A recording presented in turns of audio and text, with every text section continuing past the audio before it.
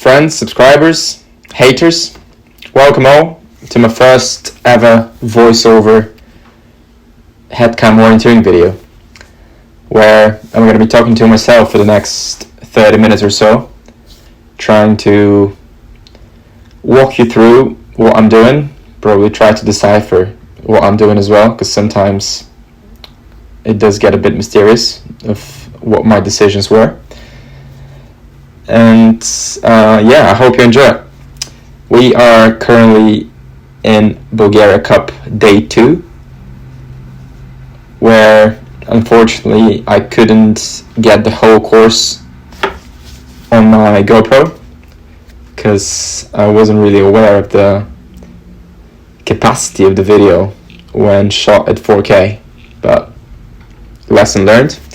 But anyway, you're gonna have 30 fairly nice minutes of pretty tricky and rocky orienteering, so I hope that's fun for you as much for me. And let's get right into it. So as you can see, the area is quite rocky. We have quite a lot of open. The white forest is quite nice as well, as you're gonna see right now. Start to number 1, quite an easy control, sort of just I'm having a pretty good bearing to aim for this big border here that's on the straight line.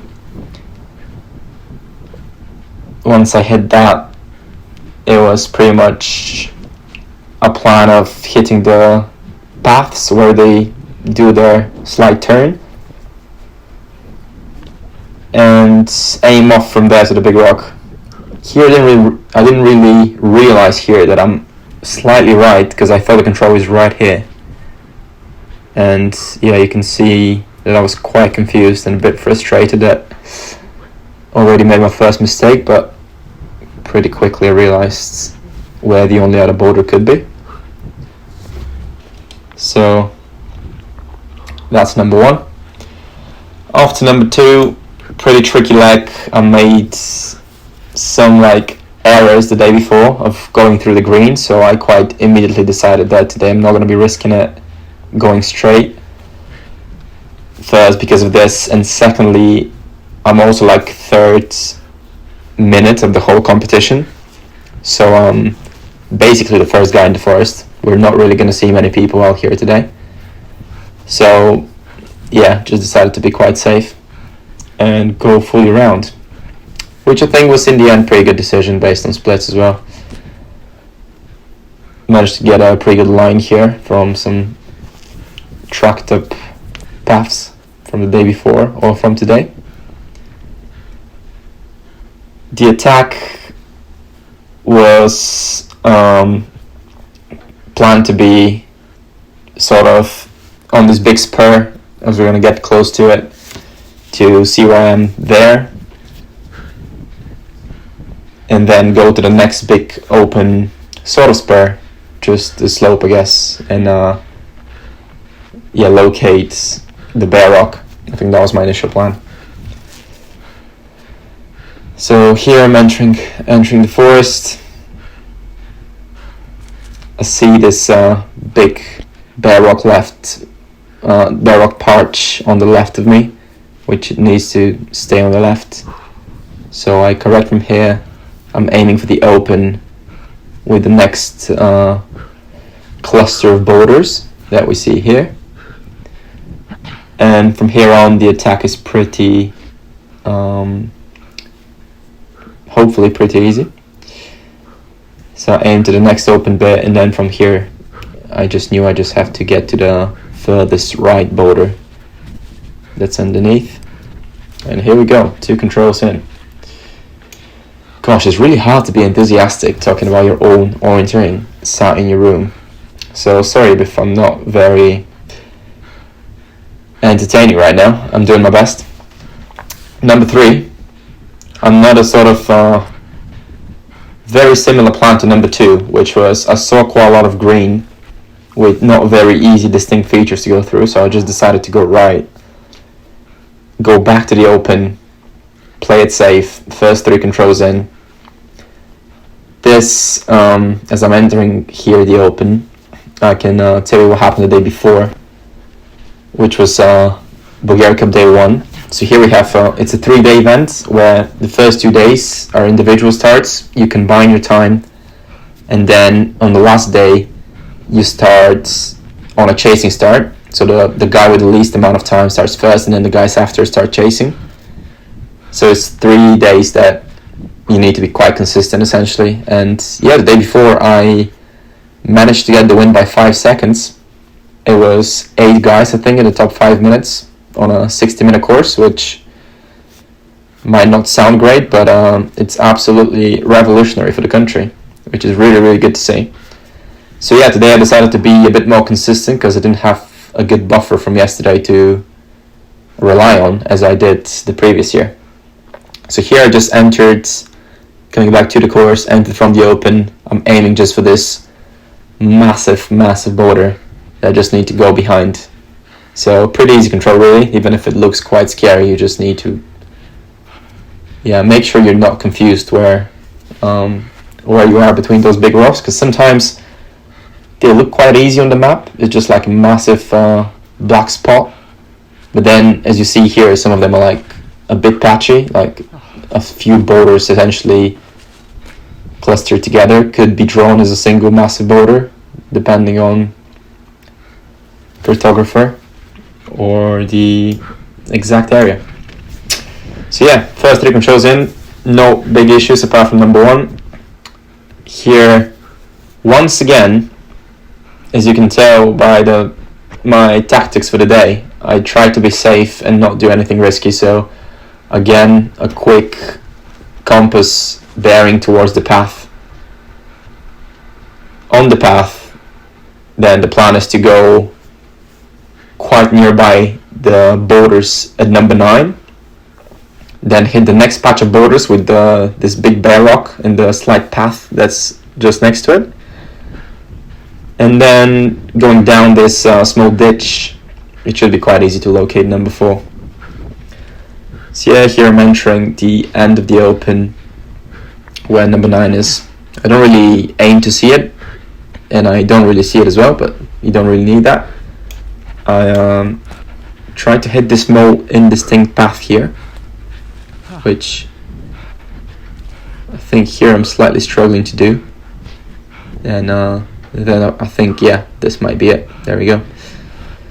Now this is quite nice bare rock on the left that you see, so I was quite certain here because it looked quite tricky to enter this control.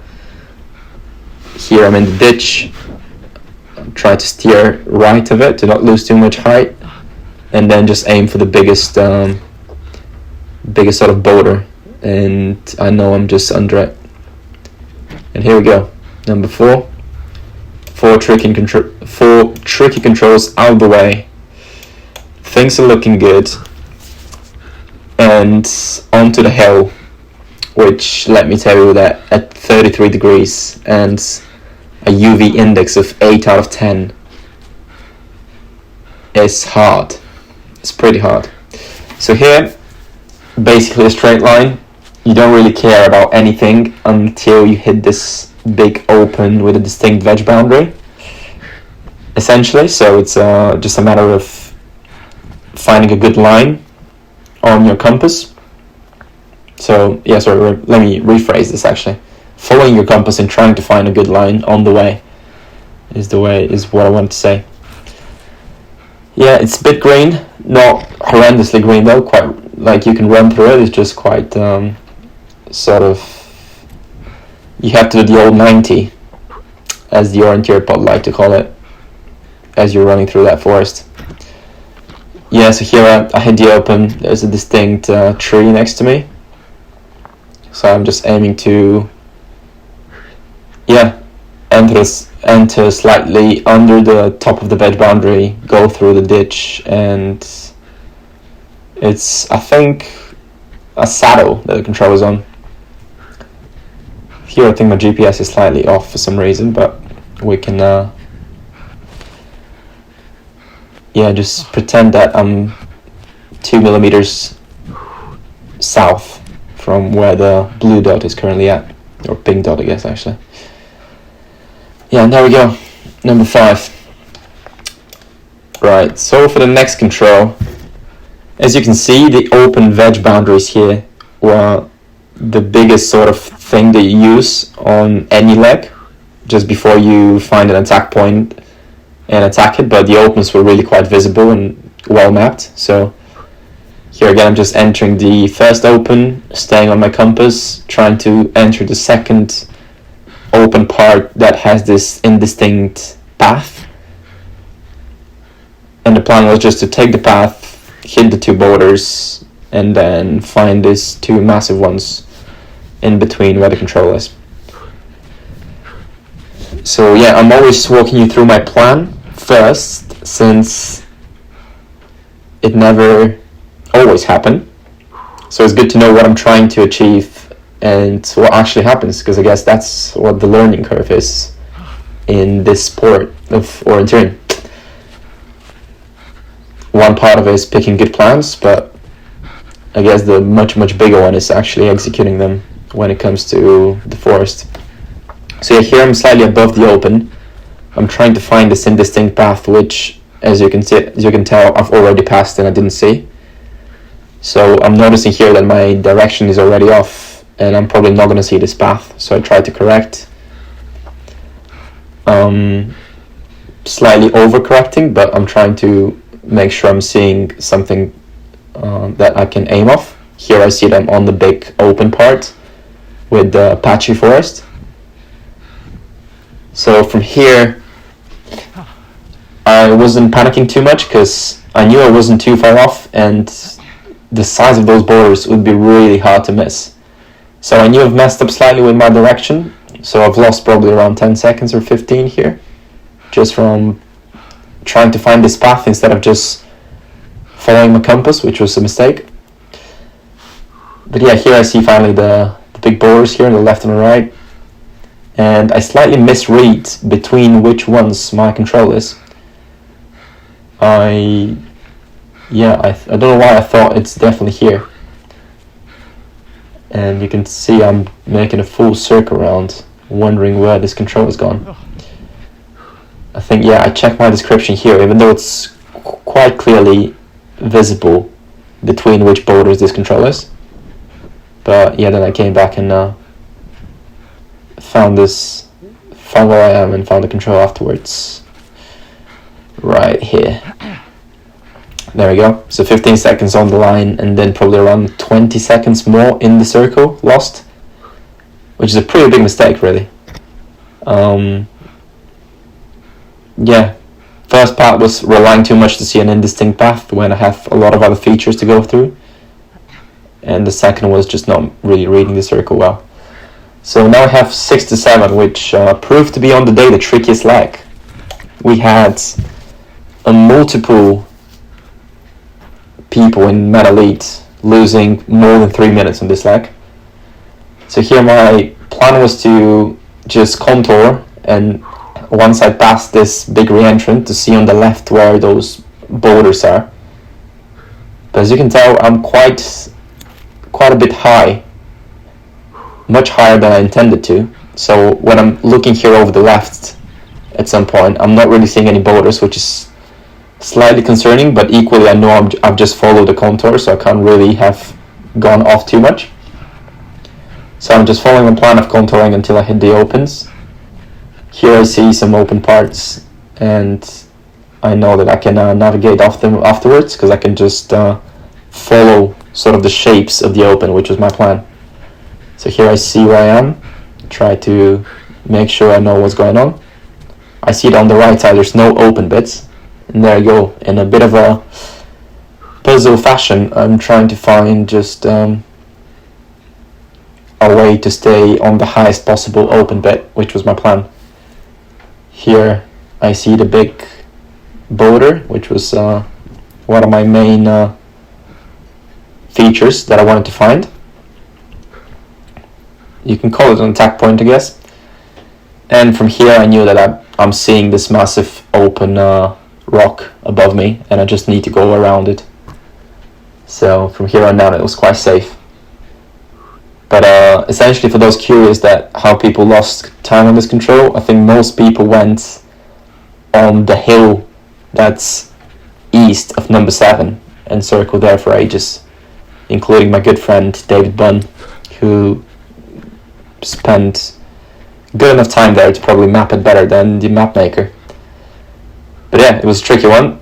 I'm glad I sort of ended up on this open that I could relocate off, because I think if I didn't, I might have made the exact same mistake.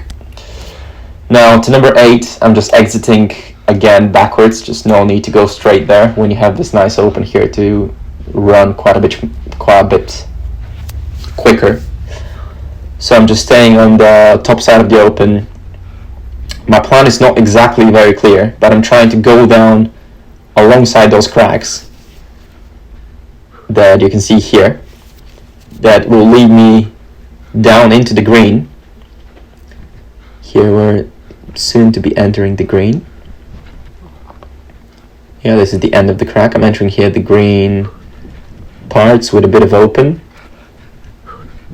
Here I'm trying to stay again on these cracks, and then from here my plan was to just, I think, check on the left at some point if I'm seeing the ditch or the re-entrant that's on the south side from the control. So from here I'm trying to make sure that I'm definitely following the right direction. So I'm just descending here via these rocks, trying to sort of follow each one. It's a bit tricky. And yeah, at this point, he knew he fucked up. Not really, but I was a bit concerned here actually. And if I'm perfectly honest, as you can tell, I wasn't expecting the control right away. I was trying to make sense of all the boulders that I came through. So I would say it was definitely the only lucky control of the day. I was a bit confident coming from 7 because I navigated well to it, I guess. So yeah, I think for number 8 I should have been a bit more careful and go more left. Go probably, past this big boulder at the end of the re-entrant. Anyway, to number 9, another trick control. I was trying to just follow my compass going south, but here I saw the rocks and I thought I'm gonna just go under them for a better line. But I lost so much distance, as you can tell. I went all the way down to number 4. And it all happened quite quickly, because I was just like, I'm gonna go on the left side of the rocks with the initial plan to get to this path that's basically on the straight line. So I thought I'm going around those rocks, but I descended 100 meters without really realizing. So then here I had to go off my line because I realized I've gone way too down. And luckily I went past here for number 4 and I remembered this ditch. So I followed it backwards. If you remember, we were here just 10 minutes ago. But this was a close save. This is again not a control I'm proud of. I went way too far down without realizing I had to correct into a place where I've been before, which was really helpful, but it might have not been. But yeah, from here on now, I've been already to the cluster of boulders to number 9, so I just had to climb up from here and get to it. But yes, again, I tend to simplify a lot my legs to obviously sort of make it easier for me to run faster, to read the map less. But sometimes I tend to do it too much. So here I just saw straight line, just follow the edge of those boulders through the distinct path and go straight. And I was following this edge of the boulders without following the compass, and I ended up at number 4, which is a pretty big mistake. Number 10.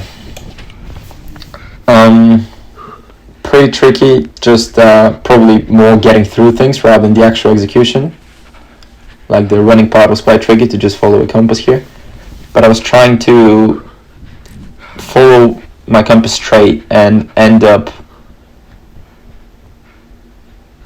initial plan was to end up down where the open with the bare rock was. So I think here I find a pretty good line. So I readjust my plan. I was like, I'm just going to go straight because I can see the big cliffs on the left of me. So I'm just going to go straight, hit the re-entrant just before number 10 higher. And once I pass that, I can just go down and be sure that I'm going to hit number 10.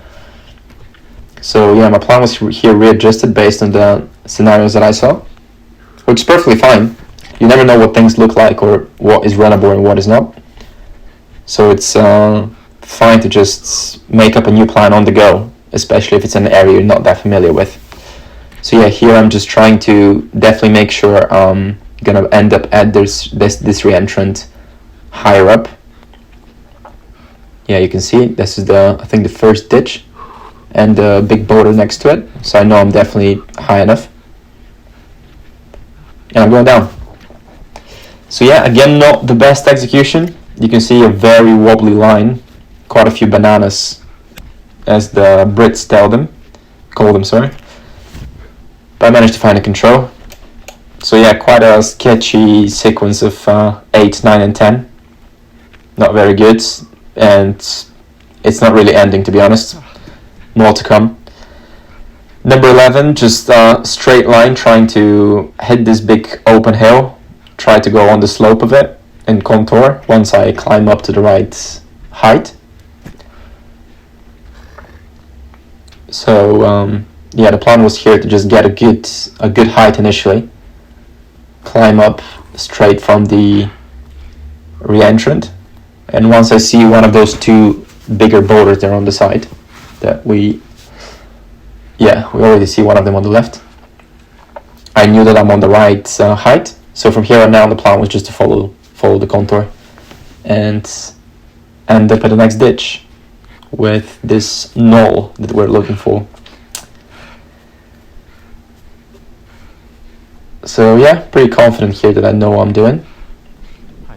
See some other people, which is always reassuring, even if none of them are on my course. But it's all about the small psychological gains, I think. So here, yeah, following my contour, and I think I forgot to check that I don't really need to follow it all the way to the ditch, because essentially once I hit this corner of the slope, I can just descend straight down because I have the height. But I didn't really check this through, so I just followed my plan of just contouring and just very slight descending. So I ended up quite a bit high.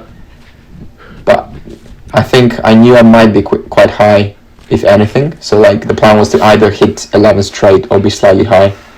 I was quite a bit high, but it's better be safe than sorry, I think. So here I ended up on the hill above and then descended down to the control. Now, show control, compass only. I struggle to read very well the map here in this green, but I definitely trusted that I'm not going to miss the control as long as I'm on my line and I have a significant, a good enough distance judgment to tell me when to start looking around for the right ditch. So yeah, here I haven't really seen much of the outer terrain shapes. I get to this one, I'll look left and right because the control is in the center of the ditch and I see nothing, which was the control. And now I see that there's nothing afterwards and it must have been there, so I've missed it. So a small mistake. Probably I could have been a bit better on my compass, but I would say this was also slightly unlucky that I didn't see it, because I did pass it essentially 20 meters above and try to look for it. Then 13, on to the easy stuff now. This is where I thrive. Just straight down, pass all the paths, make sure you're on the right side of this big river, which you should be. And yeah, from here on, just climb up to the open, stay on it, and then descend to the control. I probably could have spared a contour and a half of climbing if I went straight, but I decided to get the good runability and a good attack point. Also makes me helps me to prepare for number 14 a bit as well, which on a course like this you don't really need to, but this is my fourth forest orienteering for the year. I have really not been doing much, so I'm still in my still in my early days of the season where I'm just trying to be solid and build a good confidence rather than hitting the best possible lines. Yep, here's control number 14. Looks quite easy. You just have to transcend from the one ditch to the next one, and you're basically there. Just making sure I climb up above this veg boundary with the greens, and then I have some small green blobs that I can tick off. See the two paths, and just above them I'm in the ditch. But yeah, beforehand we do have to climb this horrendous slope, which I'm really not enjoying. As one of the most famous terrible hill runners, I'm really not thriving right here. But yeah, once we're in the open, I see this big veg boundary. Just need to stay on the right to cut it before it gets green. And then it's simply compass work.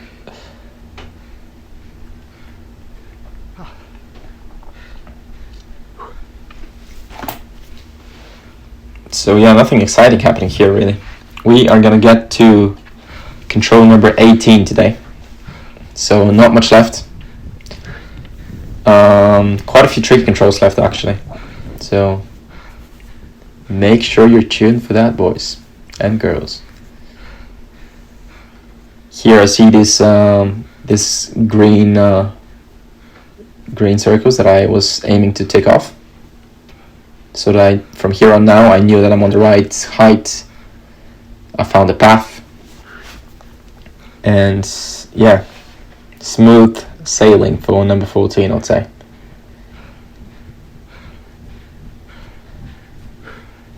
Down the re-entrant, slightly above it. I'm sort of looking around actually, because I didn't really properly see it. It's a different ditch, not really one that's in the main sort of re-entrant. Now, long leg. Well, I guess the longest that you're gonna see. Number 15, I saw that straight is fine. So yeah, this is sort of a long leg that you don't really need to think too much about your precise route choice as you exit, in my opinion. Because yeah, as long as straight is fine, I think the micro route choices could be ticked off right here, for instance, as I'm running on the open, instead of losing 5 or 3 seconds even at the control, making sure I know the exact line. So yeah, I think long legs, always important to pick a good route choice, but it always depends on the scenario. And I think for this one, I just saw that I can contour for a while and then I have to climb for a while. So you don't really need to check exactly if I'm gonna hit this path or am I gonna just go fully straight, which I decided against not to. So here I ended up on this green. It was quite horrible to go around. I should have gone to the left of it. So not the best option here, I think, for me. The sarcasm of just chatting about how micro lines could be picked on the route, and I didn't really pick them at all. But yeah, here I passed the stream, and then I can finally get up to the path. And the plan was to climb up on the path. There's sort of like 2 distinct open bits that you go through. So here I hit the path. This is the first open bit that I can go through on the path, follow it. Once I get into the forest and then onto the next open bit, I know that I'm ready to attack from where this indistinct path sort of makes a turn. This was my plan. So yeah, I'm just slowly walking up this hill because there's no way I can run right now. Following intently the map, because yeah, this was a quite tricky control actually. I would say in terms of an attack point, it was the one that I was most concerned about, which was, yeah, sort of sounds quite counterintuitive considering the first 10 controls were just in the green borders only, but I was quite more confident that I can just slowly tick off features there. and always be in control where I am. While here, especially with like this attack point of like a turn of an indistinct path and very, very indistinct veg boundaries, you don't really know where you're attacking from. So I had to make sure I know what my height is. I think this was the most important thing for me here. I just want to know like roughly what height am I on or under, so I know how to correct afterwards. So yeah, as I told you here, I saw the next open bet start. I was a bit too lazy to get all the way up to it, so I started contouring from here on now. So from here, yeah, the plan is to contour / climb slowly and hit the first boulders that are before my control. So I'm trying to pass these green, really spiky trees here. I see the first big rock. I do want to make sure it's not the one my control is meant to be on, but the one that I was aiming for. I see that sort of the position of the rocks is definitely not my control, so I'm on the ones under. Here I should have probably gone left rather than climbing them from the right side from here. I'd say it definitely loses around 10 seconds at least, even if it looks like a very innocent decision to go left or right of them. But yeah, from here I'm just now in the open, and the rocks are a bit hidden from my side, but I saw this one, and that was enough for me to not make a mistake here. So yeah, first long leg done. Pretty happy with this one. 16, pretty short. From here I can literally see the rock or boulder. Not sure what the difference exactly is that I'm aiming for, so it just sprint down. Literally sprint down, and then from the left side I just have to sort of check that if I can hop through the boulder onto the control, or if it's too high. So I check here, it's fine. Experienced climber here, so there you go, showing some techers. And on to the next short leg, which was a bit more tricky. Here I decided to go left from the line to avoid these big boulders that are on the straight line. I wanted to stay here on the open, hit the small river or ditch, because there's no water here. I see it on the left of me, and then my plan was just to keep a look on the right and see my crack, and there I saw it. So probably I lost some meters here trying to be more safe, but I think it was a good decision. And then number 18. We're actually not even going to make it, I think, to the end. But yeah, the plan was just to go down through the ditch, follow my compass, see this big boulder that's just below the straight line on the right, which I will see any second. There's a car with the organizers, just wondering what's going on, but it turns out that there was a water stop at number 18, which I didn't know about. And from here, I just had to hit the path, and once I hit the path, I'm essentially at the control. There is the path, and this is it. Unfortunately, we can't really see much more from this. Now, for the rest of the course, I'm gonna just quickly show you what happened, because I know you're very interested. Number 19, the actual long leg of the course. I decided to go quite straight, through the path, up to the open. Then yesterday's, those ditches were really, ravines, I guess you call them, deep. So I decided not to risk to go through two of them and only one. And here I just crossed this one very green re-entrant and into the next one. Then 20 on the path. This is the mistake of the day. Unfortunately, I was quite confident where I'm going. I was right next to the control, but I thought I'm under. So I had to go up, check everything around, and then found the control. Then some nice easy controls in the white forest. Up to 23 was a bit of a grind, but I had to just tick off all these rock features and then into the hill. 24, a safe choice on the right, go up, hit the boulders, and then into my boulders. I had to be very careful here. 25, decided to attack it from the left, looked a bit more clean.